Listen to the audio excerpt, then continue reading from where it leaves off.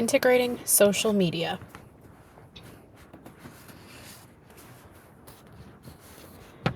"20 years ago, social media was an up-and-coming thing.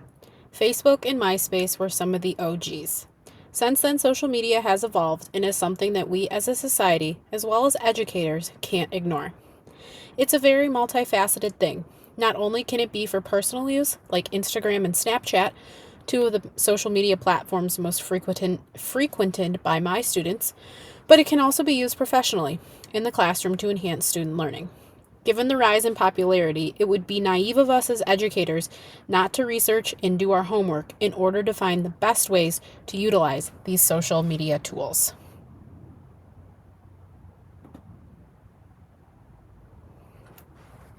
What's appropriate social media use?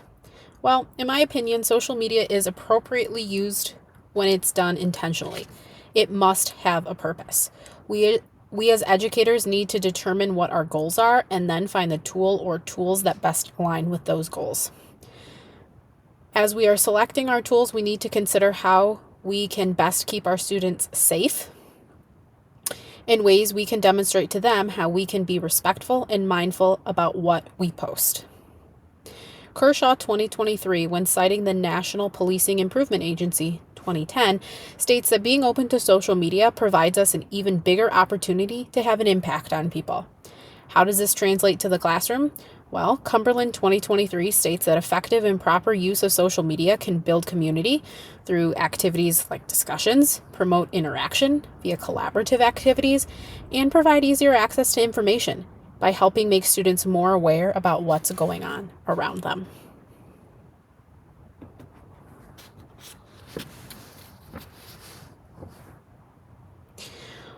What's inappropriate use of social media? This, I would say, is when there's no purpose, when it's there just because, when educators don't lay the ground rules for using it. If there is no intent for it and no expectations, this could lead to incidents such as inappropriate posts, and that's not what we want for our students. The video from Common Sense Education highlights how careful we need to be with what we post. I will play that right now. My name is Tracy Christmas. I am the assistant principal here at Los Cerros Middle School. One of the problems with our students not really understanding what social media, how it can impact them and their lives, is once you post something online, it's permanent somewhere. Once you send it out there in the universe, it's always out in the universe. And our students don't really understand the repercussions and the consequences of their actions when posting these pictures of themselves. And they don't realize the long-term effect that this can have on them and their lives at 13 years old, how it can still follow them at 30 and 40 and 50. And it doesn't just impact them, it impacts their families, it impacts their peers, it impacts their school and their community.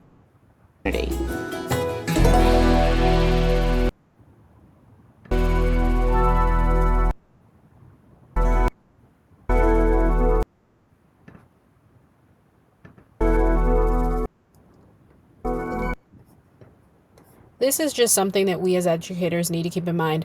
Again, making sure that there's a purpose and we're not just including something because we want to include it, so that we don't put our students in these types of situations, or they don't put themselves in that kind of a situation. Lee 2023 states that when you become overly obsessed with something, that's when you know it's too much. So how can we as teachers help prevent our students from becoming obsessed with technology in the classroom? Well, we can try and limit their times to only set times throughout the day, maybe only in the morning, maybe that's only in the middle of the day, or even only at the end of the day. Or try other engaging learning strategies such as hands-on activities, or even taking learning outside. We need to model for them the proper etiquette and behavior when using something like social media or any technology for that matter. And then also asking them questions that don't require the use of a computer, push their thinking in other ways.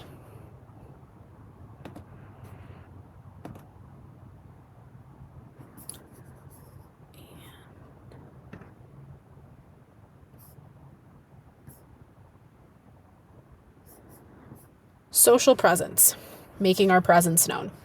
Aragon 2003 states the following three groups are responsible for establishing social presence. First are the designers. They can set the tone, and one of the ways that they can set that tone is providing something like audio or a way for students to hear their instructor's tone and reflection, as that can help create social presence, because it can be hard to get or understand tone when you are unable to hear voices.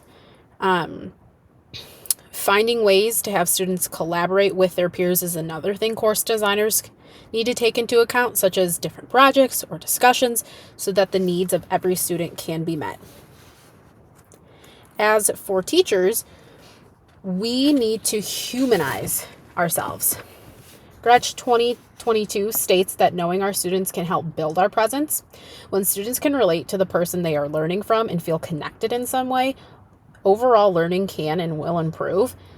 So we need to be thinking about how we are getting to know our students. We must also provide our students timely feedback, so assignments and comments can stay relevant to them and they know that we are invested in their learning. As for students, they too should humanize themselves and make an effort to share information, engage in conversation, and show that they are there. When everyone contributes, it makes for an even better learning environment.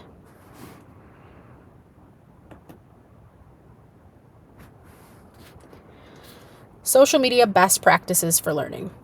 Numbers 1 through 3 are according to Farron 2023. The other 3 are more from my own personal experience or knowledge of the situation at hand. So number 1, Farron 2023 states that we as teachers first need to identify our goals and objectives and then choose the best fitting tool. So maybe your students, maybe our learning goals better align with Twitter. Maybe they better align with Instagram. We really have to take into account what our goals are and then align that tool for that specific objective. And then also making sure that what we are incorporating is interesting so that we can keep our students don't tune out or they are engaged in the material. The second point made is that we must know our audience. Who are we trying to reach? Dependent on that, we need to make adjustments moving forward. So again, let's say our students better know Instagram. Maybe our audience is more comfortable with Facebook, or they know Twitter better. We need to know who we're trying to reach and how know our strengths so that we can put out the best product or the best work that we can.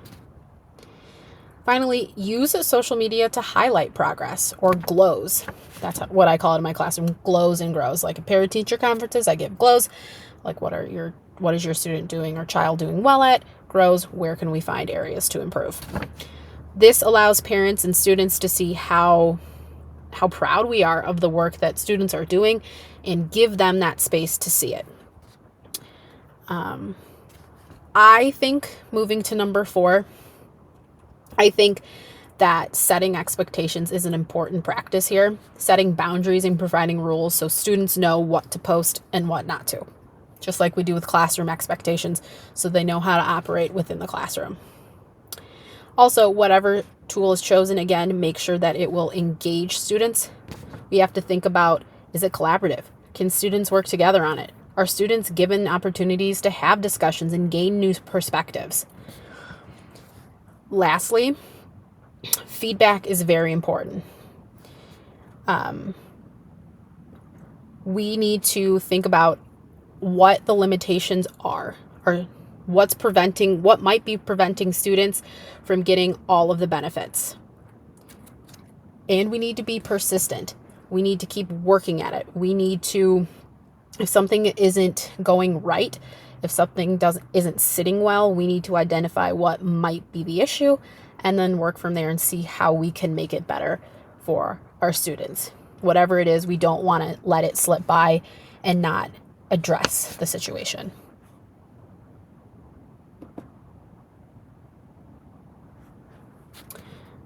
From personal experience, making something interactive is one way to increase interaction and engagement among students. We need to find ways for students to dive deeper into the material and challenge their thinking. Discussions in various collaborative projects where our students can be hands-on will help them come forward and allow us to hear their voice. Authenticity can also increase interaction and engagement for students, relating learning to something happening in our students' world. Is there something happening in their community that could be discussed in an age-appropriate way? Having friendly debates or incorporating current events can provide students that relevancy factor that they need to further their understanding of the content. Finally, switching things up can help ensure students retain their interactiveness and engagement. If you're always using YouTube and you can tell your students are getting bored, find something new. Ultimately, we don't want our students to tune out, so incorporating a variety of tools can help combat that.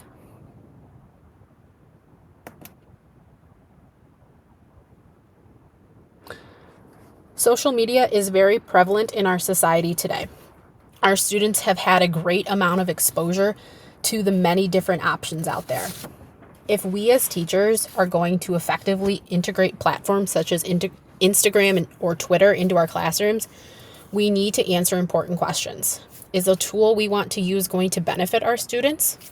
How can we ensure they don't become totally reliant on social media? How can we ensure we are creating a safe space online? What can we do in order to show our presence? What can students do to help show their presence? The answer to those questions, among others, will be the driving force for understanding the social aspects of learning online.